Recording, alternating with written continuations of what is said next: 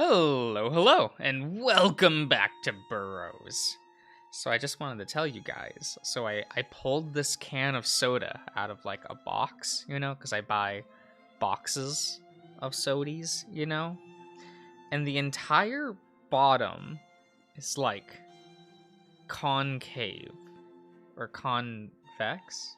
It's like pushed out. Like, you know how the bottom, no, the bottom is supposed to be concave, right? Like this can cannot sit upright. That entire bottom part is bloated outward. This is really annoying. So I currently have a glass with me, right? So I can. Oh god, I'm having troubles. There we go. Tabs stay up. You know how I am.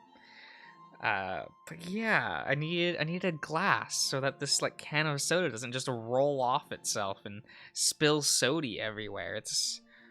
I thought it was really annoying when I didn't even notice it until I set it on the table, and then it just like fell down. Very sad, very sad.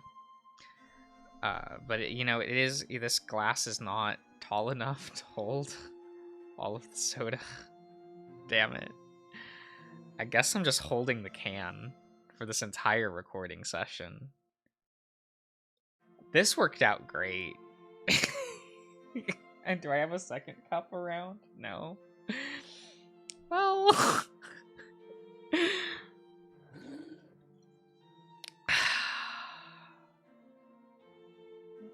is what it is. Here, let me turn up the game volume. This is that's some nice music, right? I like it. I like it. We're here in Alfwin's cabin, the ram, the really good looking ram. I don't remember if I said that last time, but like, damn, it do be that way. I'm glad to see that Alfwin is hospitable towards us, despite his general coldness. Atri, this seems to be the only one who can get a genuine smile out of him. Hiro looks very uncomfortable, and I can't blame him. I want to get out of here as soon as this little lunch is over with. But why? Come on. So, I haven't seen you in coming to town lately. Bad crop? Nah, it's nothing like that. You know how it is trying to compete with the canine vendor. Most of the villagers would rather be caught dead than buying anything, buying any goods from a hoof. I almost choke on my food. I haven't heard that term used that casually since the private dinners father would have with his associates. Oh my god. Adri nods, swallowing his food before quickly reaching for another slice. No, it's to be expected. I don't really mind it, truth be told. If that's to be our place, let us do our part and serve them as best we can. What? They look at me, shocked by my sudden interjection. How could I not be angry hearing that? We got the one option. Guess we gotta go for it. What I mean is, how could you be happy being discriminated against because of your race, especially when you do so much for the village? I think I share the boy's sentiment. I'm in no position to tell a fellow hoof how to live. But I'm my own man. I cringe hearing the word again. Hiro seems completely checked out by the conversation, tapping a finger on the table. The way I see it, everything in this world is determined by God. He creates struggles, so man always has something to work towards. And being born an elk is just another trial. This is none of my business, but we're gonna make it our business, I assume.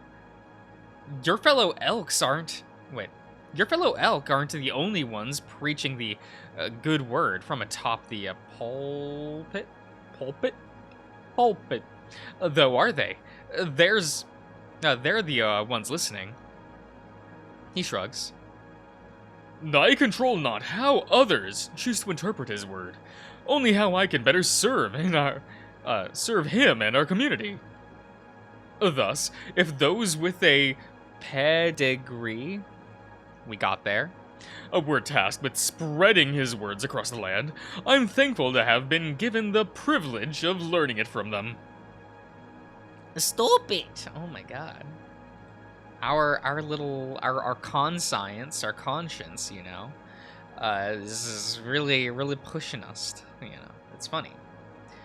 Where I'm from, they weren't given a choice. Alfwin nods, taking a sip of water. They cut off our hooves, you know. The symbol of our pride. Why did they have to touch him? Ooh, okay. I doubt God wanted that done in his name. No, I've heard as such. Well, I don't agree with the methods used at the time. I can't help but think of my brethren's persistence as a testament to their faith. He was just a kid? Oh, okay. Yeah. It is what it is. Strength doesn't have to come from suffering. We can't change the past, Gray. Turning a blind eye to it, then. Nobody wanted to admit it happened. Is it really alright to turn a blind eye when your people continue to be subjugated under the same race you happily serve? I had never seen a vermin speak so highly of us.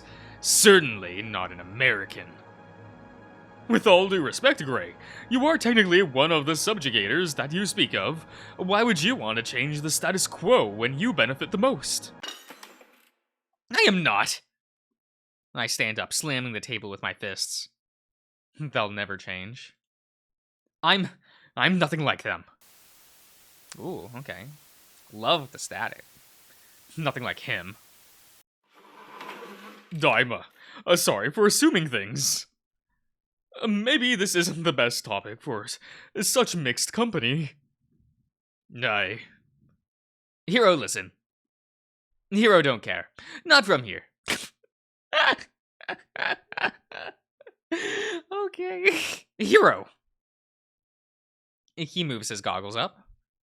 All Hiro say is, even where Hiro from, foxes talk bad about people with horn. Everyone hate what they don't understand. He smiles weakly at Adri. Maybe if they talk to one, they see not so scary. Everyone will be happy.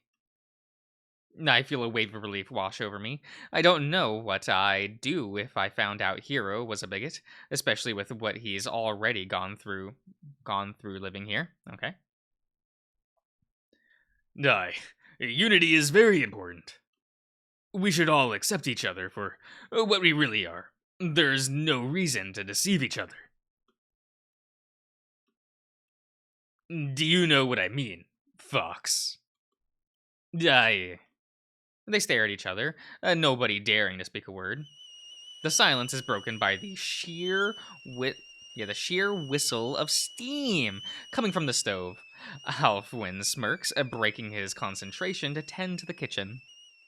Yes. We should all get together again.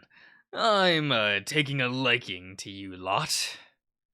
Indeed, the conversation, subject aside, is lovely. Lively.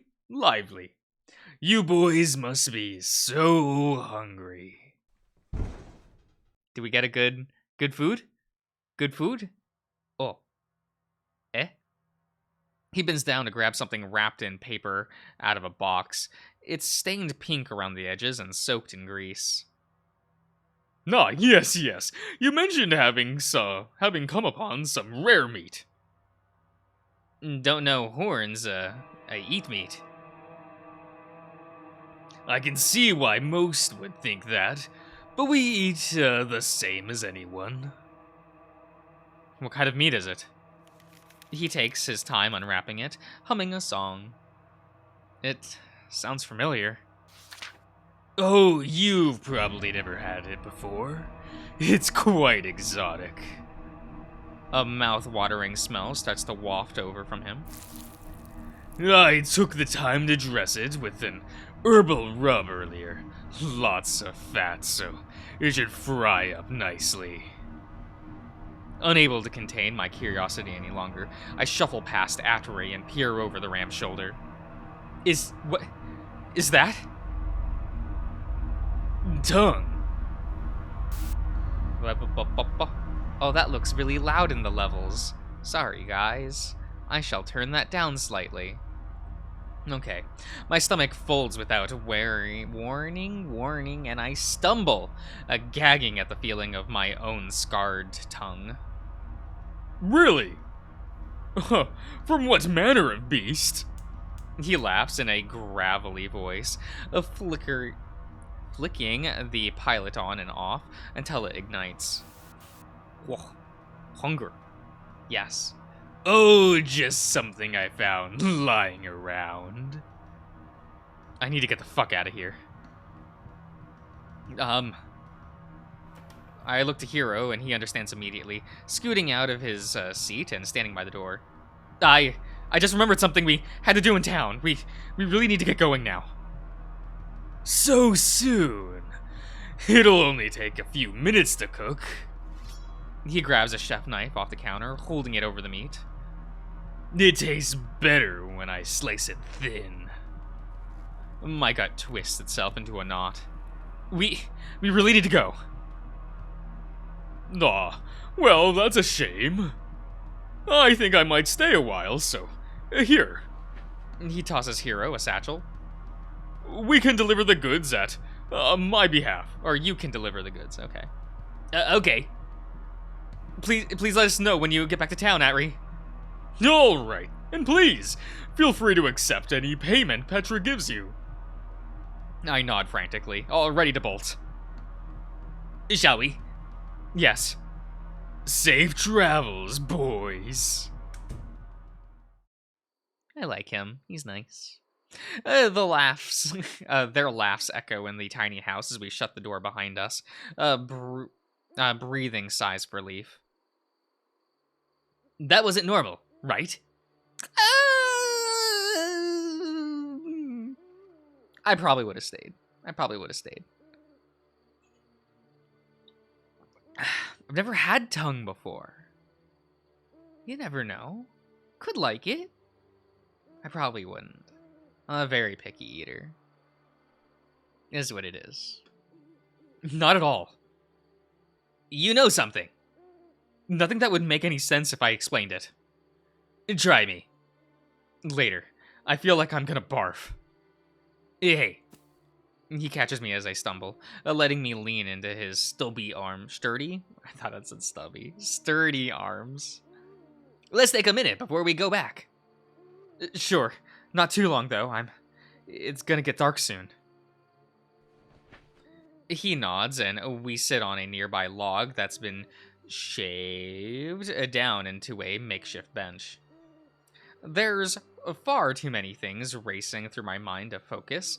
Atri's shady friend is his complacency about bigotry, that meat. I want to trust Atri, I really do. Once he's away from that man, I'll have a good long talk with him about the whole thing. Cultural differences are one thing, but there's some primeval madness emanating from that house.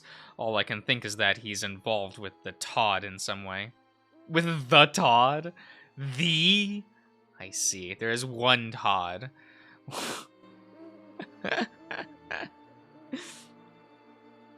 And there's one other nagging thought that begs to be explored.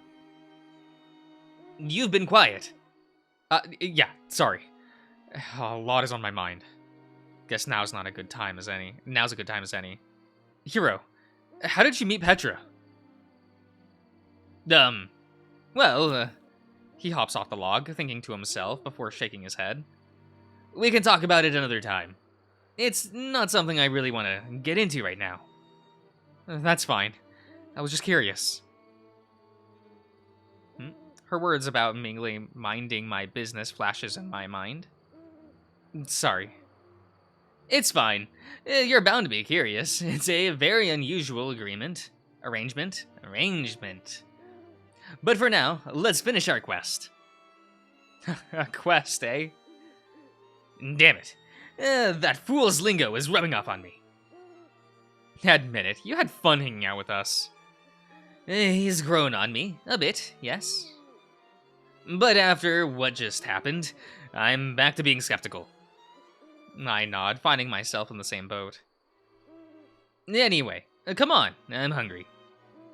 As he heads back to the path, I catch some stray conversations coming from an open window. Let's listen in. I'm nosy. I crouch down and inch my way over, stopping just next to the opening. Hiro looks puzzled, and I gesture for him to stay quiet. He rolls his eyes and turns around, walking on without me. Yes. Well, they're good fellows. Easygoing. Perfect candidates. You have a good eye, as expected, father. Not to mention he's already partaken. Really now, you act fast. It was nice. He's nice. Nay, the fox less so. Oh, I'm sure he'd, Have your senses become dull or something? No, tis obvious, father, but the fox clearly wants to be seen as... You suggest God somehow made an error? Does he speak to you not? Yes. Then wait for his guidance. Until then, we shall pray on the matter. Yes, my apologies. Did you bring it? I hear some rustling around. It wasn't easy to find this time. We should use it sparingly. A pause, something smoldering, followed by a smell of smoke. Let us Imbibe? I don't know this word. I don't have a free hand. I have one of my hands on the keyboard and one of my hands has a Coca-Cola. I can't use my phone to Google it. No, I'm not gonna set down this Coke. It is going to spill over. Can't do that. Can't do that right now. So we may better hear his voice. Amen. Something gets thrown my way. A pine cone. Hiro is waving at me from a few yards away. Yeah. I sneak away and jog over to him. Honestly. Sorry. They were talking about us. So? Oh, you're eager, I see. Not wanting me to stay and listen, but you're curious on what they said. Tisk, tisk, tisk. I don't know, it was weird. They referred to us as candidates. He cocks his head in confusion. That's concerning, but not enough information to go off of. I look away, disappointed I didn't hear anything useful. Anyway, enough dawdling. Let's get out of here. I nod and we book it, heading straight down the main road. Oh, okay. We're back at the village. Soon we're back at the village gate. I feel a little relieved to be back in civilization, though I do miss the rampant nudity. Finally. I wasn't expecting to spend all day in those woods again. I noticed he's out of breath. Damn it. Was he putting on a brave face all day? Given what he went through, he should have spent today resting up. Feeling guilty, we stroll through the streets of this humble village, the air thick with the smell of home cooking. First things first, deliver the goods. Before I know it, we're back at Petra's place. I knock on the door, and we're let in by Mrs. Klein? Klein. There you two are. Goodness. You love to give the good doctor a scare, don't you? What time is it? She angrily points at the grandfather clock with a ladle. 5 p.m. It's only 5 p.m. Time flies. She bonks me with the metal spoon, and I loved that bonk sound. Bonked with the metal spoon and heads upstairs to fetch Petra. It's strange. It doesn't feel like we were gone that long. At least the hard part's over. Now we can just relax. He smiles, tail wagging side to side. Mrs. Klein shuffles down the stairs, holding her apron so she doesn't trip. Where is she? Apologies. She's preoccupied at the moment. Give the items to me and I'll bring them to her. We nod and hand her the various plants we collected. With a huff, the maid runs back up the stairs. So it's not just her patients who have to suffer. At least we'll never have to worry about gaining weight. A few minutes later, she returns, completely out of breath. She sends her thanks, and in return, your payment. She hands us an envelope with a shaky hand, and I carefully take it from her. Do you boys need anything else? No, ma'am. Klein? I need a refill of this coffee, please. Of course. One moment. As she limps over to the kitchen and we shut the door, unable to watch this cruelty play out any longer. I hope she gets paid well. Speaking of, he tugs on the envelope and I pop it open, dumping the contents into his hand eagerly. A cascade of small golden coins pour out with a satisfying jingle. It feels like we really did fulfill some Arthurian quest. Money, money, money. How much is it? Let's see. He counts each one, elbows raising as the number raises. Eyebrows, not elbows, but I don't know. That much? She gave us 40 marks. Woohoo! Is that a lot? I was certain that a single mark was worth less than a penny. That foolish elk doesn't realize what he's given up. Hello, Hiro? Why, this is Hiro! He cringes in pain, those giant ears laying flat against his head. Yes, I heard you. This is quite a lot of money, Gray.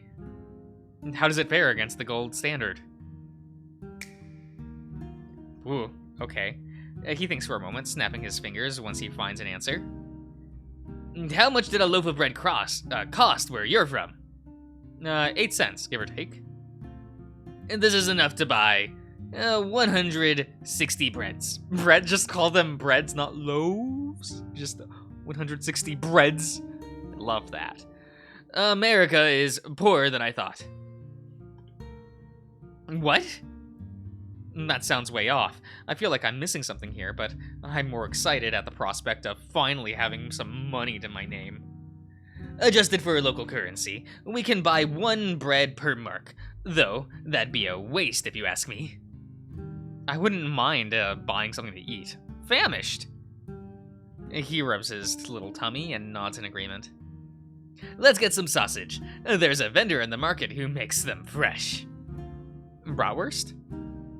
My favorite traditional barbecue item aside from a good old-fashioned hot dog. What are we waiting for? Come on! Okay.